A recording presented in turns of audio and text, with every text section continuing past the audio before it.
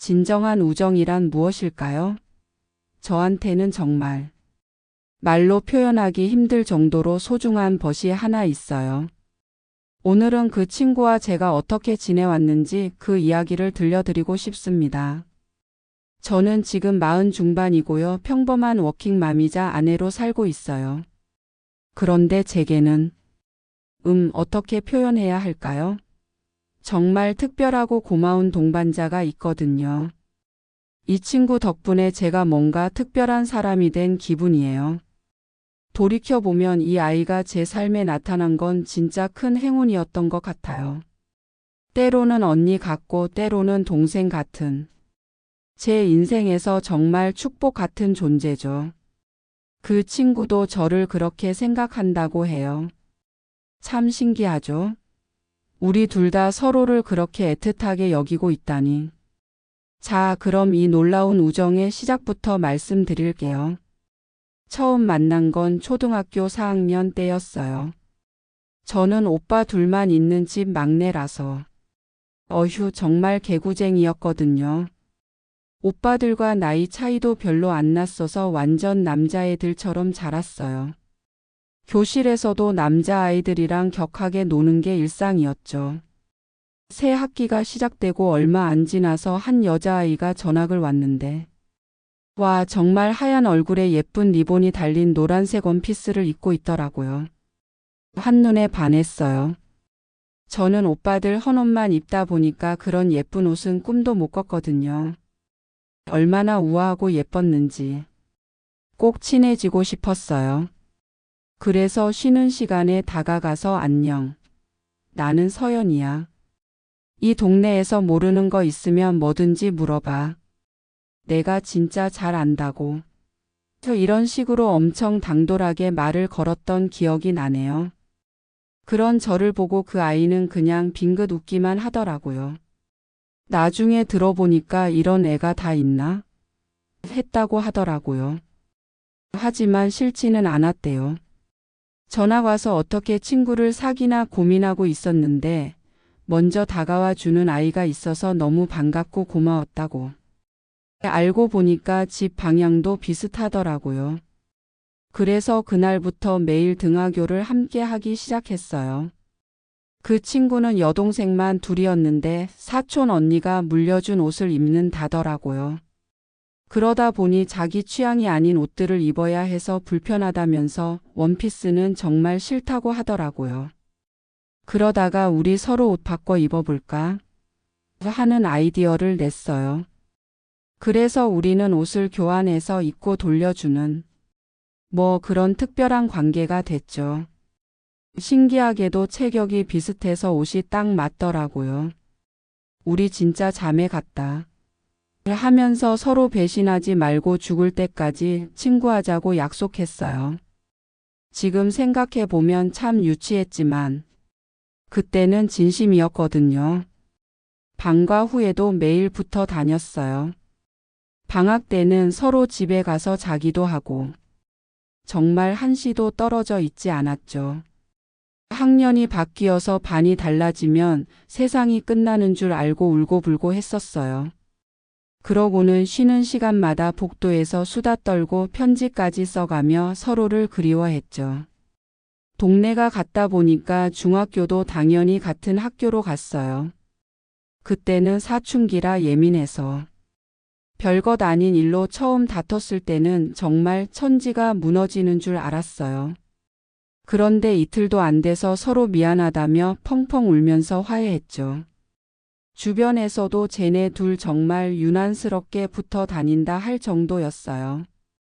교환 일기도 쓰고 서로 비밀이 하나도 없는 사이였죠.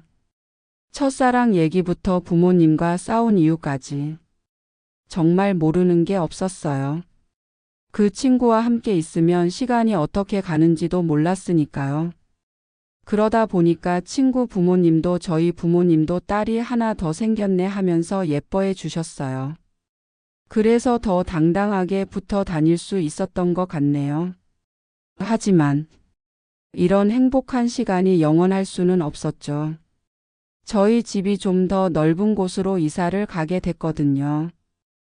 고3을 앞두고 있던 저는 나 전학 안 가. 여기서 자취할 거야. 아니면 예은이네 집에서 살게 해줘. 하면서 엄청 반항해 봤지만 소용없었죠. 이사 가기 전날 밤 친구가 저희 집으로 와서 함께 잤어요. 이삿짐 차가 나가는 모습까지 같이 보고 나서야 헤어졌는데 지금 생각해 보면 그리 먼 거리도 아니었는데 그때는 정말 다시는 못 볼 것처럼 울면서 작별했어요. 학군만 달랐지 1시간이면 올 수 있는 거리였거든요. 처음에는 매일 편지 쓰고 답장 기다리고 주말마다 만나고 했죠. 각자 고등학교에 들어가서는 삐삐가 생겨서 뭔 일만 있으면 바로바로 연락했어요. 방학 때는 3-4일씩 서로 집에 가서 자기도 하고요. 꼭 같은 대학 가자. 약속했는데 지키지 못했어요. 저는 공부를 그냥저냥 했는데 친구는 정말 잘했거든요. 따라잡기에는 실력 차이가 좀 났어요.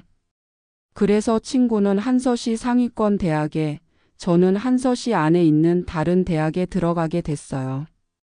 그런데 대학 입학을 계기로 우리가 한 집에 살게 됐어요. 룸메이트가 된 거죠.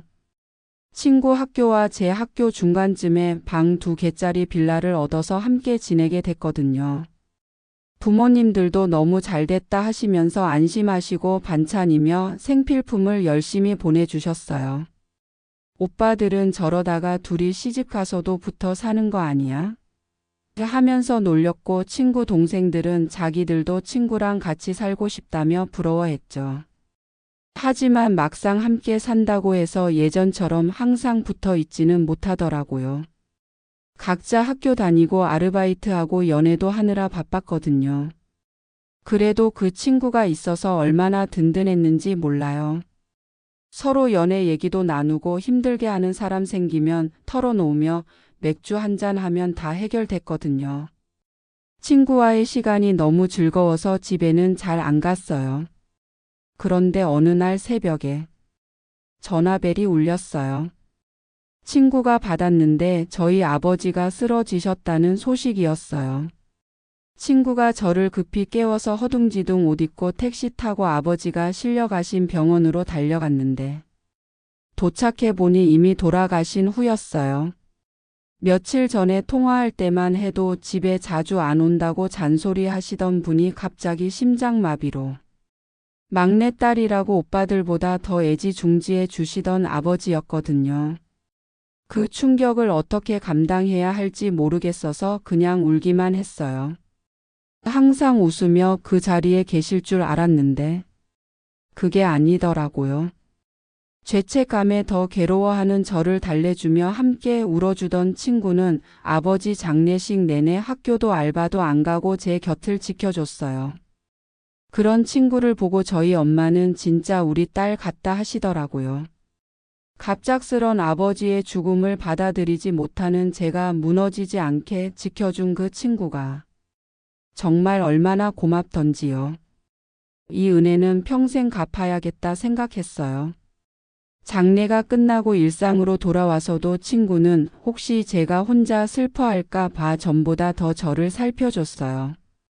그런 친구가 너무 고마워서 더 씩씩하게 지내려고 노력했죠. 그러다 보니 아버지 일은 마음속 깊이 묻어두고 다시 제 생활로 돌아갈 수 있었어요. 그때가 대학 3학년쯤 됐을 때니까 정말 바쁜 시기였거든요. 갑자기 혼자가 된 엄마한테 자주 연락해야지 하면서도 전화하면 눈물만 날 것 같아서 못하곤 했는데 그 친구가 하루에 한 번씩 안부 전화를 드렸다는 걸 나중에서야 알고 또 감동받았어요. 저보다 훨씬 어른스러운 구석이 많았던 그 친구한테 항상 신세를 지는 느낌이었어요. 진짜 이 친구한테는 뭐든지 다 해줄 수 있겠다고 생각했어요. 시간은 흘러서 우리는 취업 준비를 하게 됐어요. 졸업을 앞둔 시기에 친구 여동생이 한서시로 학교를 오게 돼서 집을 다시 알아보자는 얘기가 나왔는데 고민 끝에 저는 엄마 생각에 고향으로 취직하겠다고 했어요. 친구는 그래도 한서시에서 취직해서 계속 함께 하자고 권했지만 혼자 계신 엄마가 너무 걱정됐거든요. 제가 사는 지역도 한서시와 아주 먼 곳은 아니고 제 전공 분야 회사들도 많았고요. 자주 놀러 올 테니까 한서시 오면 재워달라고 하면서 전학 가던 그날처럼 또 울어버렸어요. 별거 아닌데 괜히 복받쳐서 눈물이 나더라고요. 그런 제 어깨를 토닥이며 어휴 이러면서 어떻게 어머니를 지켜. 나도 자주 갈게. 너도 자주 놀러와. 다른 건 몰라도 어머니 얘기 들으니까 보내줘야겠다 하면서 함께 울더라고요.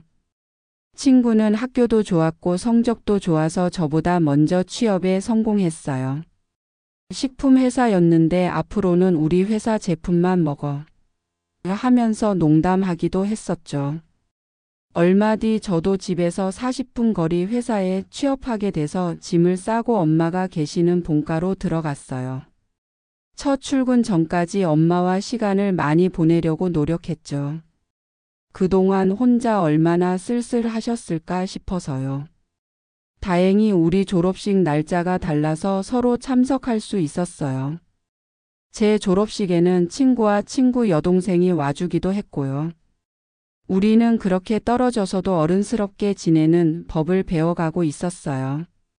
각자 사회생활로 바빠졌지만 가끔 서로 안부를 물으며 일시간에서 많게는 3시간까지 전화 통화를 하곤 했어요. 주로 상사 얘기나 남자친구와 안 좋을 때, 함께 욕해줄 사람이 필요할 때였지만 저희는 더욱 돈독해지는 걸 느꼈어요. 그렇게 사회인 생활에 익숙해져 갈 무렵 퇴근한 저에게 엄마가 예은이 엄마 사고 난 거 알고 있었니? 나도 오늘에서야 알았어. 병원도 가까운데 몰랐네 하시더라고요.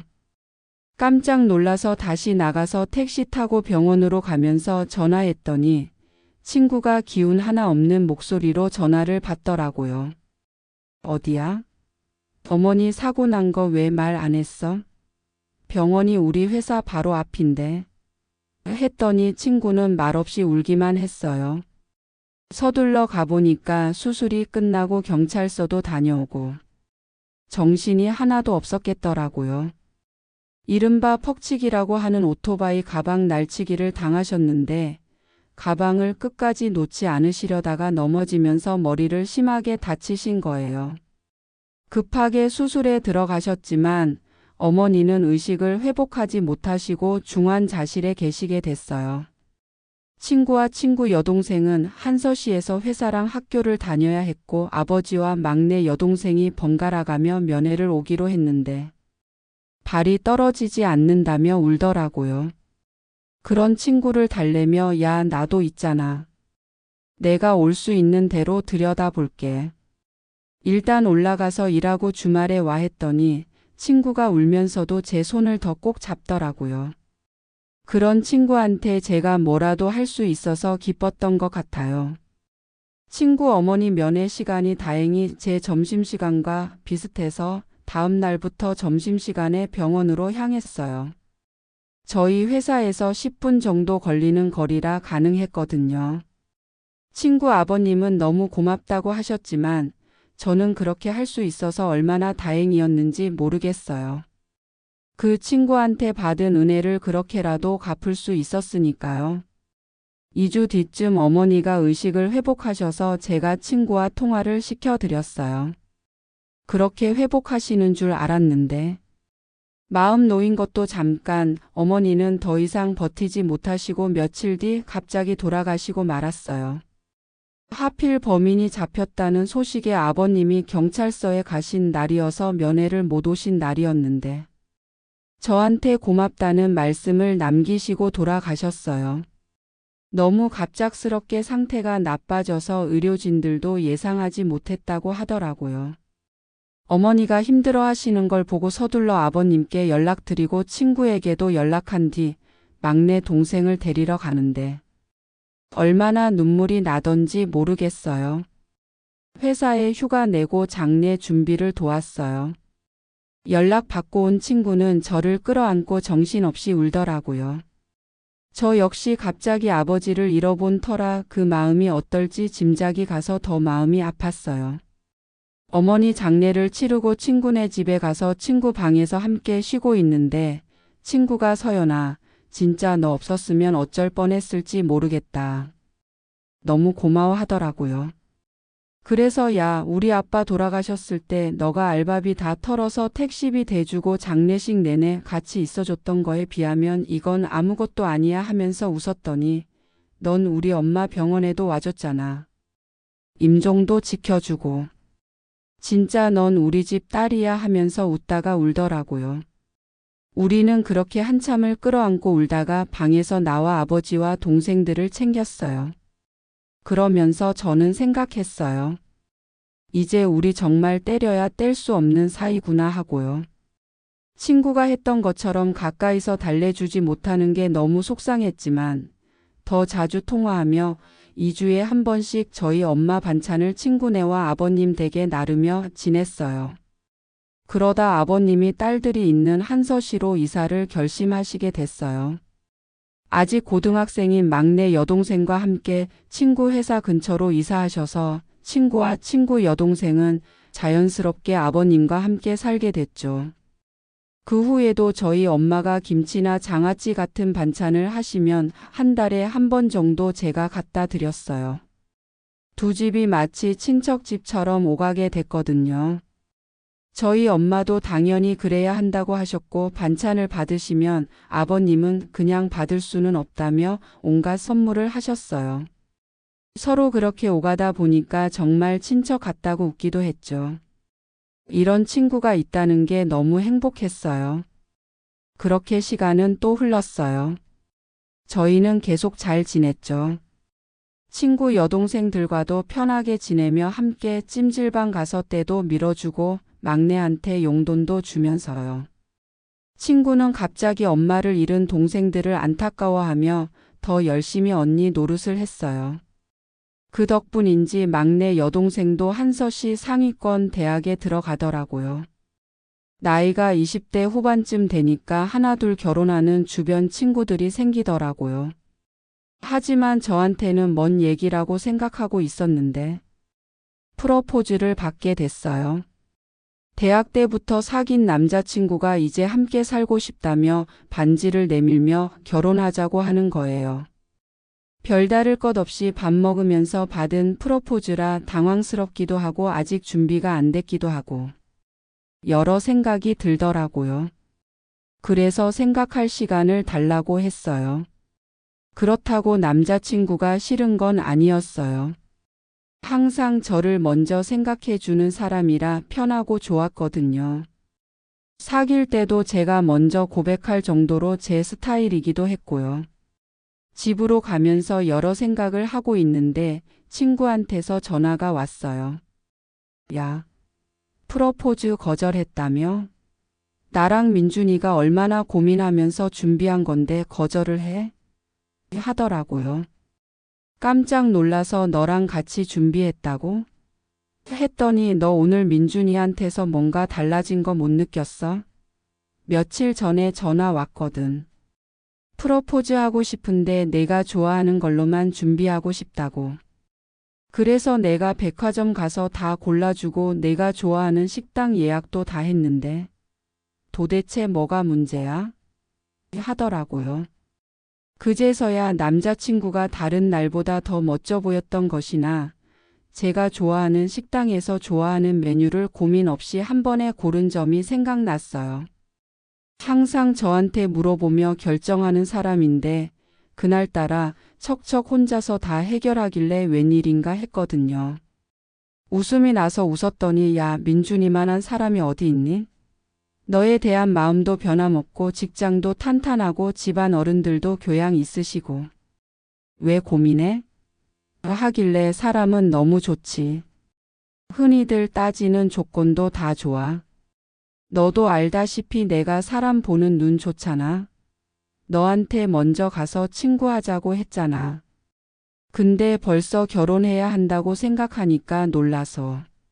아직 오빠들도 안 갔는데 했죠. 그랬더니 어머니한테 내가 벌써 얘기했거든. 어머니가 너무 좋으시대. 왈가닥 같은 너 좋아하는 사람 있을 때 보내시래.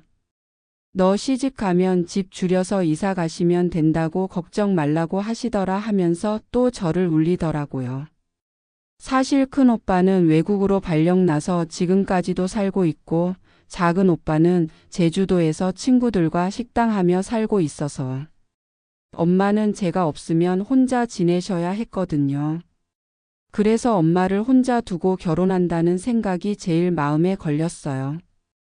그런데 친구는 벌써 제 마음을 다 알고 있었던 거예요. 어휴, 멀리 안 가면 되잖아. 민준이는 벌써 너희 집 근처로 집 알아봤대. 사람 속이 그렇게 깊더라. 애 태우지 말고 결혼하자고 해 하면서 잔소리하는 친구 말 때문인지 고민하던 제 마음의 짐이 좀 덜어진 기분이었어요. 다음 날 아침 전화해서 하자 결혼. 예은이랑 아주 다 짜고 쳤다며? 고마워라고 말해버렸어요. 그렇게 일사천리로 결혼이 진행됐고 마침 큰오빠도 휴가차 들어올 수 있다는 날짜에 맞춰 8월에 신부가 됐어요. 프로포즈 받은 지 6개월 만에 저는 유부녀가 된 거죠. 결혼 준비할 때도 친구가 적극적으로 함께 알아봐주고 도와줘서 생각보다 힘들지 않게 할 수 있었어요. 남편이 된 남자친구는 저희 엄마한테 더 잘했어요. 가끔 야근으로 제가 늦으면 저희 엄마와 저녁을 드시기도 했고요. 그런 남편한테 고마워서 저 역시 시댁에 잘하려고 노력했어요. 시부모님들도 너무 좋으신 분들이고 다정하셔서 진짜 결혼 잘했다는 소리가 절로 나왔어요. 친구와는 여전히 잘 지냈어요. 다만 전보다 더 자주 만나지는 못했죠. 간혹 저희 신혼집으로 친구가 찾아와서 남편과 함께 술 한잔하며 저녁 먹기도 하고 저와 작은 방에서 자고 가기도 했지만 아무래도 처녀 때와 같을 순 없더라고요. 저희 부부를 보며 자기도 연애하고 싶다고 습관처럼 말하던 친구는 하루는 남자를 소개받았다고 하더라고요. 회사 선배가 소개해줬는데 괜찮은 사람인 것 같다며 좋아했어요. 얼마 뒤 그 소개받은 분을 저희한테 소개하고 싶다고 하더라고요. 그때만 해도 친구 어머니 돌아가시고 한참 만에 하는 연애라서 잘 돼서 연애라도 시작하길 정말 바랐거든요. 워낙 좋은 아이니까 좋은 사람과 함께하길 바랐어요. 만나보니 소개받은 남자분은 생각보다 더 좋은 분이었어요. 저와 친구보다는 3살 많고 저희 남편보다는 1살 많아서 저희 사이에서 큰형님으로 불리게 되셨는데 부드럽고 편안하게 해주는 분이라 좋았어요. 친구도 그런 점이 좋다며 잘 만나다 결혼할 것 같다는 말을 슬쩍 하더라고요. 이제 나이도 있지만 무엇보다 안락한 느낌이 드는 사람이라 함께하고 싶다고 하면서요. 너무 잘 됐다며 축하하고 정말 잘 되길 진심으로 바랐어요. 그러더니 1~2달 뒤쯤 나 결혼할 것 같다 하면서 너 이모 됐어. 라는 말과 함께 얘기하더라고요. 급하게 서둘러. 배가 부르기 전에 식을 올리기 위해 친구와 저는 정신이 없었어요. 식장도 급하게 알아봐야 했고 혼수도 알아봐야 했으니까요. 다행히 남자분이 부모님 집을 물려받아 리모델링까지 이미 해놓아서 집은 준비가 됐더라고요. 신혼여행은 친구가 입덧이 심해서 생략하기로 하고 준비 3개월 만에 결혼식을 하고 친구도 유부녀가 됐어요. 친구는 입덧을 참 심하게 했어요. 그래서 회사도 그만두게 됐죠. 그런 친구가 우울할까봐 매일 통화하며 몸 상태를 체크하곤 했는데 어느 순간 제 증상과 비슷한 거예요. 친구는 제가 나무 열매를 받아서 품에 꽁꽁 싸서 안고 가는 꿈을 꿨다며 궁금해 하더라고요. 혹시 몰라 테스트기를 사용해서 확인해 보니 2줄이 떴어요. 저도 임신이었던 거예요. 원래 생리가 좀 불규칙해서 몰랐는데 임신이었던 거죠. 저는 소위 말하는 먹덧이라서 임신인 줄도 모르고 식욕이 든다며 엄청 먹었거든요. 병원에 가보니 10주가 됐다고 여태 모르셨냐며 놀라더라고요. 아무튼 친구와 저는 비슷한 시기에 임신한 것도 너무 신기하다며 친구 입덧이 좀 잠잠해지면 아기 용품 함께 준비하자고 약속하며 기쁨을 나눴어요. 저희 어머니는 저와 친구 아기의 배냇저고리를 직접 만들어서 선물해 주셨고 친구 아버님은 유모차를 미리 사서 보내셨어요. 너무 이르다면서도 저희는 깔깔 웃으며 좋아했죠. 출산하고 나서도 서로 정보 교환하느라 연락을 자주 주고받았지만 만나지는 못했어요. 아무래도 지역이 다르다 보니까 만나기는 쉽지 않더라고요. 친구는 아들을 저는 딸을 낳았는데 우리 나중에 사돈 맺자며 우스갯소리하고 서로 그리워했어요.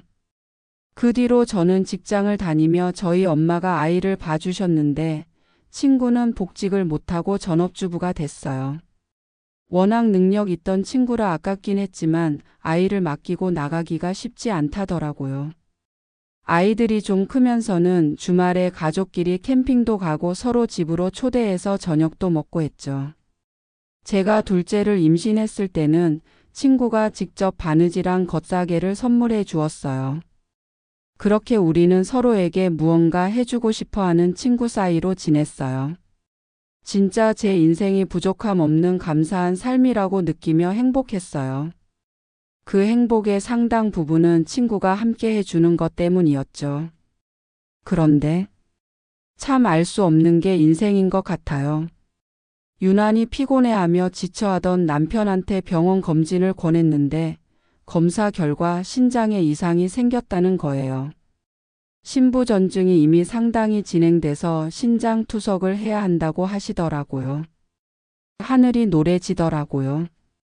투석이니 신장이니 하는 말들이 귀에 들어오지도 않고 둥둥 떠다니는 것 같았어요.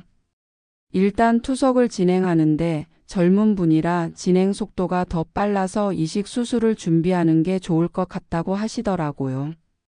임산부였던 저는 검사도 받을 수 없었고 시동생과 시부모님이 검사를 받으셨는데 시아버님이 이식을 하실 수 있다고 하시더라고요.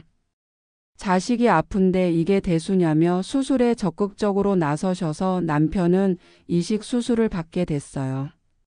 남편과 시아버님은 평생 약을 먹고 식단 조절을 해야 하지만 그래도 건강에 큰 이상은 없을 거라는 진단을 받고 안심하게 됐어요. 이때도 친구가 신부전증 환자한테 좋은 식단이나 효과 좋은 운동을 알아봐주고 친구 남편도 저희 남편한테 연락해서 이겨낼 수 있도록 많은 위로를 해주더라고요. 너무 고마웠어요. 몸에 좋은 식재료를 구해서 보내주기도 하고 아직 임산부인 저를 위한 것들도 보내주기도 했거든요. 친구가 또 챙겨준다는 생각에 의지도 되고 좋았어요. 다행히 남편은 잘 이겨냈고 전보다 무리하지 않으면서 운동도 꾸준히 하며 컨디션 조절을 해나가고 있었어요. 하루는 친구가 집에 와서 식사나 하자며 초대를 하더라고요. 둘째 출산 예정일을 얼마 남겨두지 않아서 그래서 그런가 하고 가벼운 마음으로 친구가 좋아하는 케이크를 사들고 남편과 아이들을 데리고 친구네 집으로 향했어요. 우리 남편에게 맞는 식사를 직접 준비해줘서 감사하고 즐겁게 식사를 마치고 후식을 먹는데 친구가 3년쯤 중국에 가야 할 것 같아 하더라고요. 놀라서 왜? 무슨 일 있어?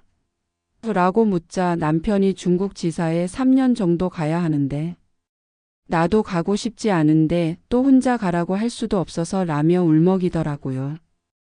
어렸을 때 만나서 멀리 떨어지긴 했지만 국경을 뛰어넘어 나간다고 하니까 또 마음이 안 좋더라고요. 언제 가는데? 물으니까 한 4개월 뒤쯤.